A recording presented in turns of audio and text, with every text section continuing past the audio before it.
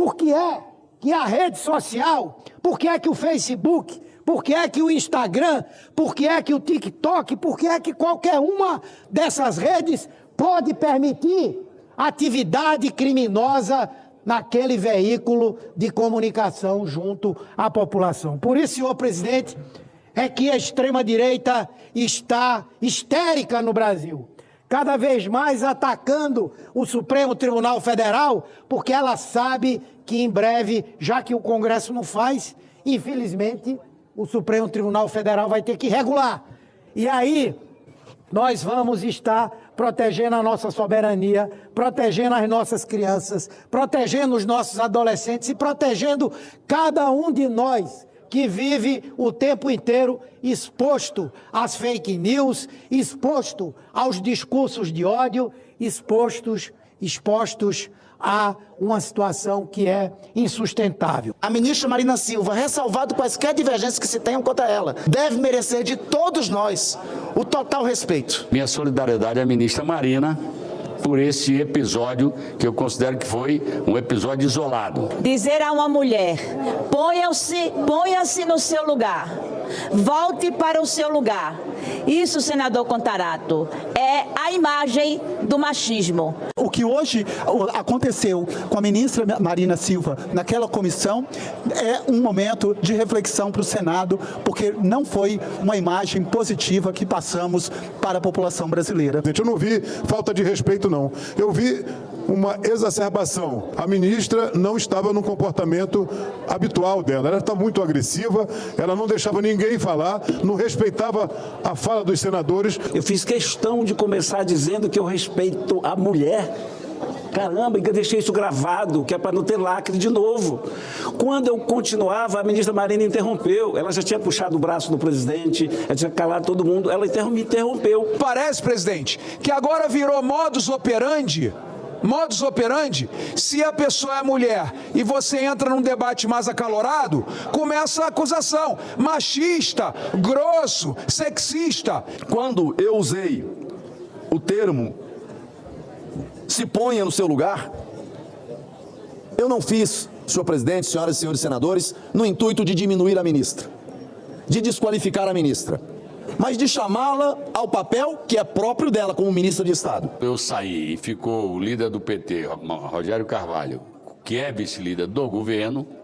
Eu saí porque tinha outra tarefa da liderança do governo, e ele esteve lá e defendeu a ministra Marina Silva de um episódio que aconteceu com o senador, que disse que a respeitava como mulher, mas não a respeitava como ministra. Eu, pessoalmente, não concordo, evidentemente, com esse comportamento. Não quero fazer aqui cavalo de batalha, mas eu acho que qualquer pessoa que é convidada ou convocada para estar numa comissão do Senado, mesmo que a gente discorde, merece o nosso respeito.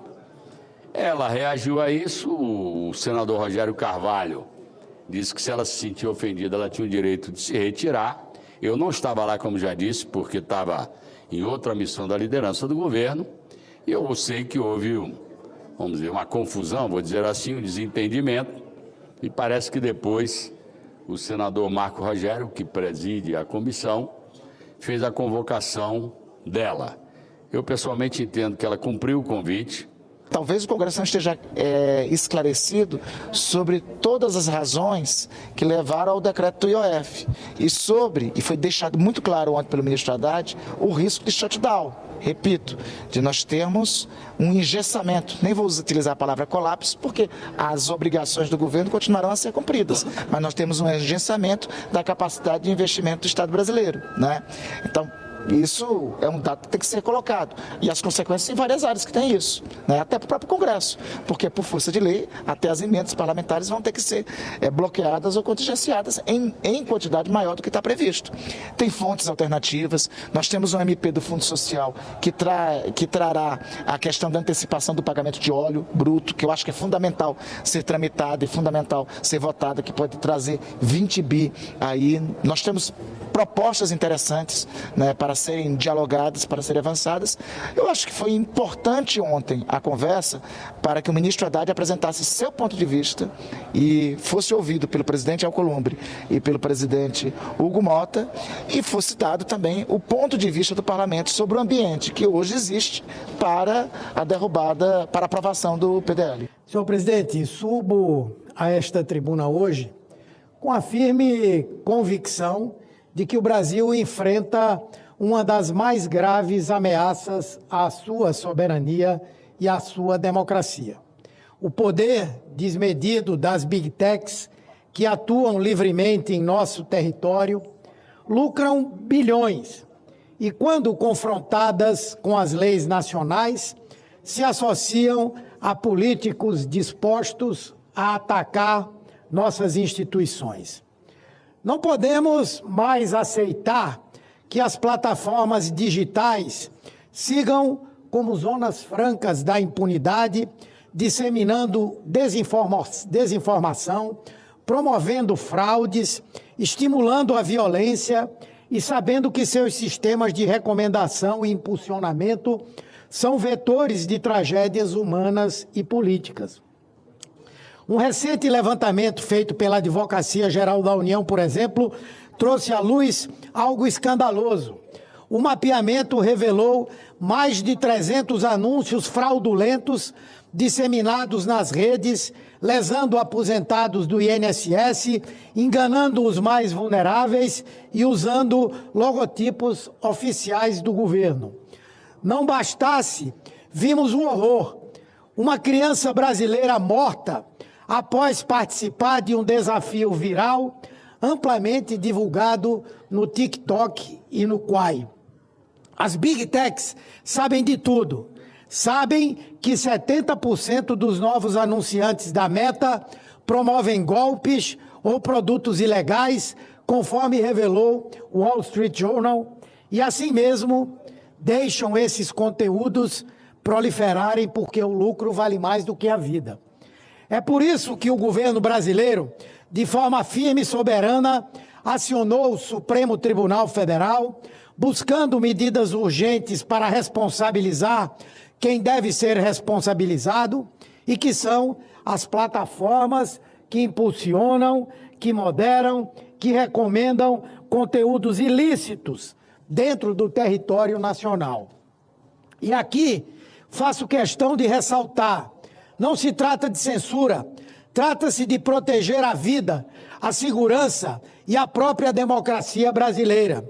O que queremos é o que já é realidade na União Europeia com o Digital Services Act, no Reino Unido com o Online Safety Bill e no Canadá e na Austrália.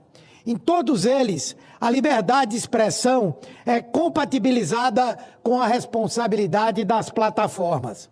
Mas o que nos espanta é que, ao invés de colaborarem com a regulação democrática, as Big Techs estão operando politicamente no Brasil, utilizando como um dos seus instrumentos o deputado licenciado Eduardo Bolsonaro, hoje processado no STF pelo nosso partido por articulações que configuram como traição nacional.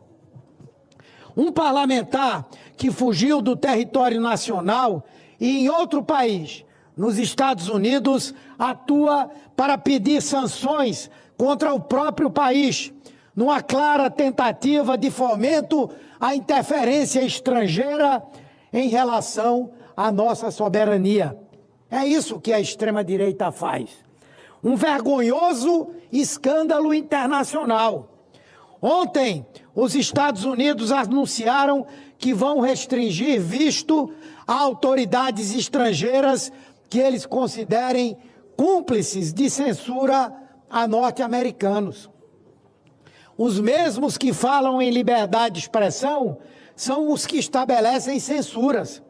Um ato com fim político, porque, como disse o próprio secretário Marco Rubio, secretário de Estado de Trump, o ministro Alexandre de Moraes, membro do STF, está na mira dessas sanções como forma de retaliar o Estado brasileiro pelo exercício soberano de defender a nossa democracia e enfrentar as milícias digitais.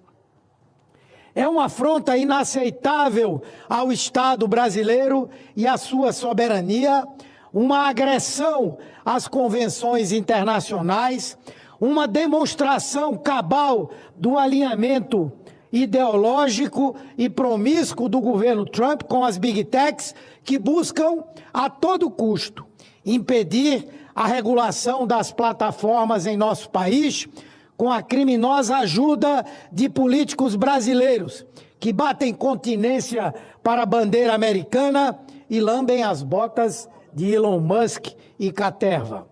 Não podemos tolerar que a soberania nacional seja vilipendiada por pressões externas. E aí temos as Big Techs instrumentalizando parlamentares brasileiros para atacar o STF e impedir que o Brasil exerça o seu direito soberano de regular. Mais grave, há provas, vídeos, textos, documentos que demonstram como Eduardo Bolsonaro atua como lobista das Big Techs nos Estados Unidos, buscando sanções contra instituições brasileiras e membros do STF, numa clara continuação da tentativa de golpe de Estado que redundou no 8 de janeiro. E comete esses crimes com recursos públicos no exterior, tendo em conta que só no último mês usou mais de R$130 mil da verba de gabinete da Câmara dos Deputados para deslegitimar as instituições brasileiras e proteger interesses das Big Techs. Não podemos aceitar que políticos brasileiros atuem como testas de ferro de interesses estrangeiros, atentando contra a soberania nacional, contra o Estado de Direito e contra a democracia. É preciso registrar que a atuação do senhor Eduardo Bolsonaro e das Big Techs se dá justamente porque sabem que o STF pode proferir a qualquer momento uma decisão paradigmática no tema 987 da repercussão geral, alterando o entendimento obsoleto do artigo 19 do Marco Civil da Internet e impondo, finalmente, a responsabilidade objetiva das plataformas. E é por isso que estão tão desesperados, atacando ministros, atacando a justiça, atacando o próprio Brasil.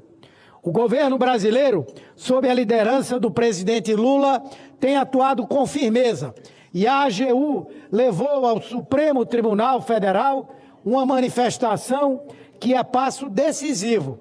O ministro Dias Toffoli, relator do caso, apresentou um decálogo de deveres para as plataformas, exigindo mecanismos de autenticação de contas, regras claras de moderação, relatórios de transparência e canais eficazes de denúncia.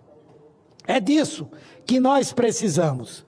Não é admissível que as plataformas sejam meras espectadoras do desastre que ajudam a provocar.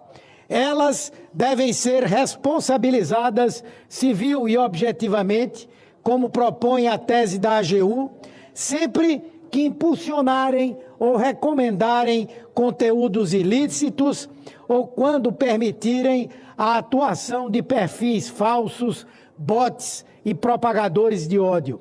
Este Congresso Nacional também precisa assumir essa responsabilidade histórica, que não se curve ao lobby das Big Techs, que não se intimide diante das ameaças externas, que não se intimide e que coloque em votação com urgência uma legislação que regule as plataformas, que proteja os brasileiros e fortaleça a nossa democracia.